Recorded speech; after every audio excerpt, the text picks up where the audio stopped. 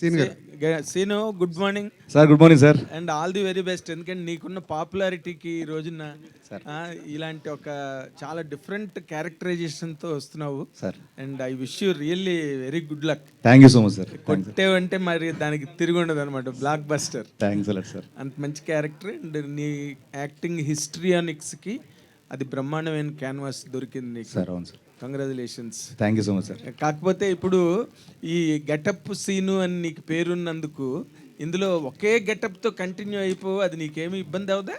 Getup ఒకటే sir, కానీ emotions, ఈ కామెడీ, ఆ సిచ్యువేషన్స్, ఆ క్యారెక్టర్స్ ఇవన్నీ కొత్తగా ఉంటాయి సార్. సో దాంట్లో ఇది మనకు కనిపించదు సార్. ఓ ఇమోషన్స్లో న్యూ గెటప్స్ అనమాట. అంతే సార్. అంతేనా? అంతే సార్. తర్వాత ఇప్పుడు అంతా ఏపీ అంతా ఇల్లు వచ్చావు, అసలు ఏంటి నీ తాలూకు అబ్జర్వేషన్ ఏంటి, నీ మీద వస్తున్న కామెంట్స్ ఏంటి, నువ్వు వాటిని ఎట్లా రిసీవ్ చేసుకుంటున్నావు?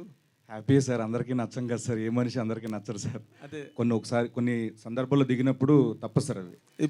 సో డెఫినెట్గా నాకు అభిమానం ఉంది కాబట్టి, అభిమానం చాటుకునే అవకాశం వచ్చింది కాబట్టి వెళ్ళాను, వచ్చాను సార్. ఎలా ఉంది పవన్ కళ్యాణ్ గారు వేవ్ ఎలా ఉంది? చాలా బాగుంది సార్. అవునా? చాలా చాలా బాగుంది. అంటే కాదు, అక్కడ పిఠాపురంలో 1,00,000కి పైగా మెజారిటీ అంటున్నారు పక్కన. అవును సార్. అవునా? అన్నాను కదా సార్ ఆల్రెడీ. అదే అంటున్నా. అంటే నార్మల్గా మీరు ఫీల్డ్ లెవెల్లో తిరిగి వచ్చారు కాబట్టి మీ మాట బాగా క్యారీ అవుతుంది ఇప్పుడు యాస్టీస్గా. నువ్వు అది కొంచెం స్పష్టంగా చెప్పాలి.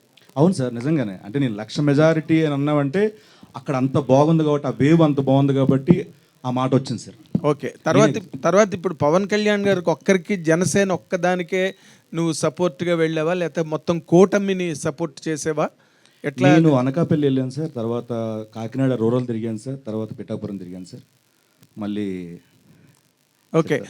ఈ యాక్షన్ అండ్ రియాక్షన్స్లో ఏది ఎక్కువగా స్ట్రాంగ్ ఎడ్జ్లో ఉంది, ఏది రేపు గవర్నమెంట్ ఫామ్ చేస్తున్నదని నీకు అనిపించింది?